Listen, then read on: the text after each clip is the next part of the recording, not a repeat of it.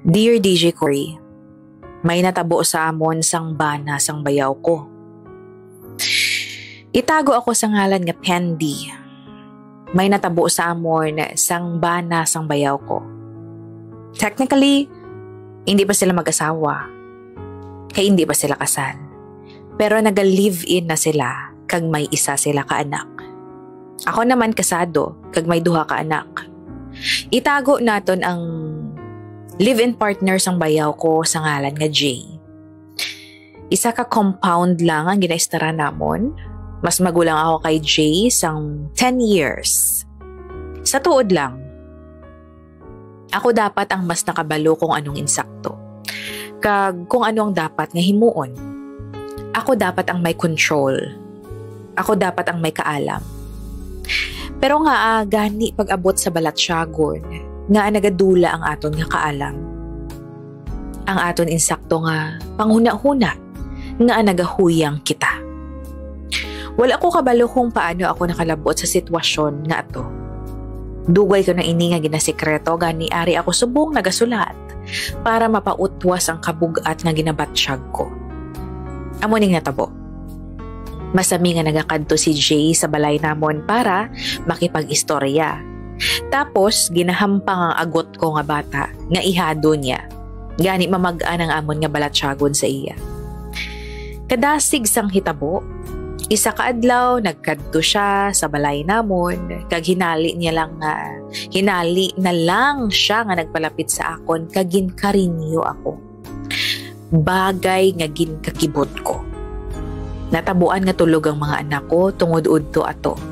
Ang asawa niya tulog man didto sa balay nila. Kagang bana ko naman nagatrabaho.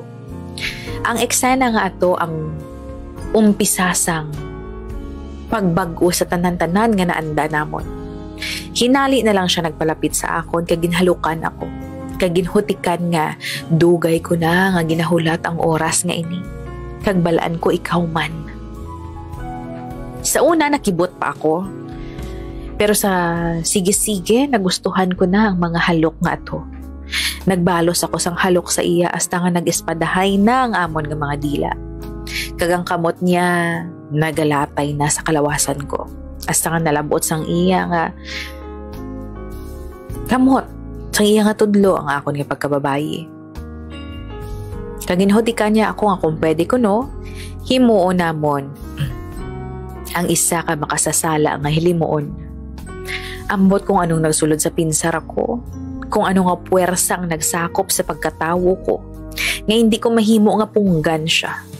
Hindi ako makapalag, daw nagpalang luya ako sa mga kamot niya, sa mga halok niya. Basta nabatsyagan ko na lang, nga ang kamot ko nagauyat na sa pribado nga parte sang lawas niya. Kag mabatsyagan ko gid sa mga palad ko ang kapagros kag kainit sini. Nagpabaya ako sa gusto niya nga matabo. Hasta nga nangin madinalagon siya. Dito mismo sa kama namon sang bana ko. Nadula gid ako sa kaugalingon ko, DJ Cory. Wala sang iban nga ginabatsyag kundi kanamit lang. Daw nagalutaw ang ulo kag espiritu ko sa panganod sa pag-angkon niya sa kalawasan ko. Lain ang kapagros kag puwersa sang armas. DJ. Siguro tungod kay hubin pa siya. Hindi ko kabalo kung din ko ilisong ulo ko sa kanamit nga ginapabatsyag niya sa akon. Hasta nga pilit niya na nga ginatabunan ang bibig ko. Kay magahod na gali ako. Kagbasi ko na makabugtaw mga bata ko. Pagkatapos sadto, hindi na normal sa amon ang tanan. May mga patago na nga flirting, may mga patago nga flirtations nga nagakatabo. Nga kung wala tawo o kung wala sang nagatulog, pasimple niya nga ginahikap ang pribado ko parte sang pagkababayi ko. O kung maglabay siya sa likod ko, ginahungod niya nga ibagid ang pagkalalaki niya sa likod ko. Asa mabatsyagan ko. Nga do gusto na manakit. Amo man ako sa iya kong kaisa, DJ. Kung wala sang may nagatulog, pasimple ko man nga ginahikap ang, pagkalalaki niya. Tapos matulog kami kag mayuhom-yuhom sa isa-isa. Siyempre, hindi lang isa ka beses kami nga natabo. Nasundan pa to. Balaan ko nga bawal. Balaan ko nga sanla ang ginahimo namon. May bana ako kag kabataan. Kag may ka-live-in siya. Nga manghod sang bana ko. Nga daw utod ko naman. Pero hindi ko gid mapunggan ang kaugalingon ko. Sa kada tion nga nagatupad kami nga duha, akoon ko nagahuyang ako. Kag nahulog na ang buot ko sa iya. Siguro tungod sa itsura kag porma niya. Gwapo abi si Jay. Dako ang iya similarity kay Inigo Pascual. Kag may abs pa. Mahilig mag-gym. Ako naman hindi amo nakagwapa para mainteresan sang pareho sa iya kagwapo. May gamay nga pimples pa. Pero maputi lang galing ako. Makinis, ginbugayan sa manami nga lawas. Kag may bright future. Kung sa Tagalog pa, malaki ang hinaharap. Masami ako nga masalaan nga dalaga. Tungod sa panglawason ko, madamos ang nagadayaw sa akon nga sexy kag may sex appeal ko, no? Ako. Pero sa tuod lang wala gid ako nagkupahan sa kaugalingon ko. Gani ginabawi ko na lang sa pagpa-sexy kag skincare. Siguro, ang sex appeal ko ang rason kung nga nagpatol siya sa akon. Akoon ko man nga sa una ko pala nga pagkakita sa iya, may sikreto na ako nga pagkagusto sa iya. Crush ko siya. Pero pilit ko ini nga ginabaliwala kag ginabatuan. Paano abi, masami ko siya makita nga nagapamunyag o kung nagatinlo sang salakyan nga wala sang bayo kapang ibabaw. Pero wala gid ako maghuna-huna nga mapatol siya sa parehas ko nga 10 years older sa iya. 24 years old pa lang siya kag ako naman 34 years old. Ginatawag niya pa ako nga manang. Gani wala gid nagsulod sa pinsar ko nga posible matabo ato sa amo.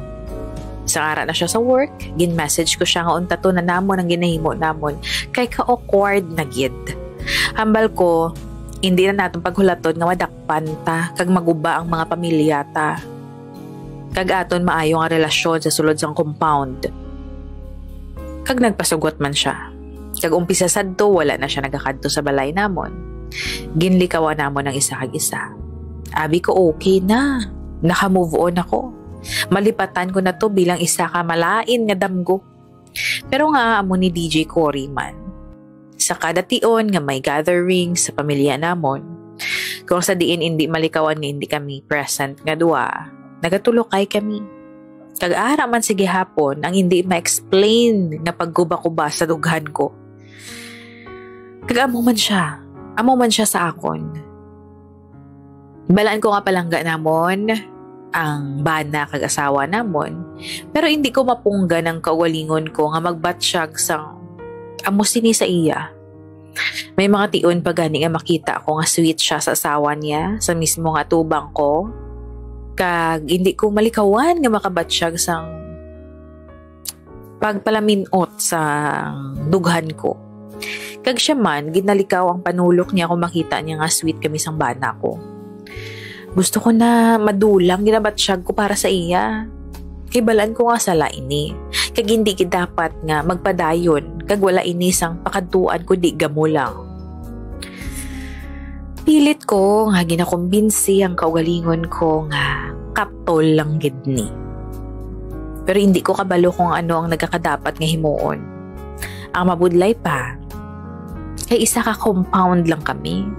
Malapad ang compound kaya naistara namon pero sa kada lakas sang adlaw na batsyagan ko nga daw nagasiot ang kalibutan namon. Ay, nakakaloka. Balaan ko sa umpisa pa lang nga salang ginhimo ko. Pero ginhimo ko man gihapon. Hasta dali na lang ako. Madamo nga salamat DJ Cory. Love, Pendy. Kung ari ka lang sa tupad ko subong, sigurado gid ako nga mahaklo mo ang kahamot sang bayo ko. Kabalo ka kung anong ginagamit ko? Aquapax 4-in-1 Laundry Capsule. Wala nang takal-takal, gani hindi ka ma-stress sa pagpanglaba. Luwas sa Lavender Bliss, may ara man sila nga iban nga variants. Pareho sang Cotton Fresh and Cherry Blossoms. Get your Aqua Packs now at SM and Save More supermarkets. May ara man sa Shopee kag Lazada. Aqua Packs, linis at bango, walang kahirap-hirap.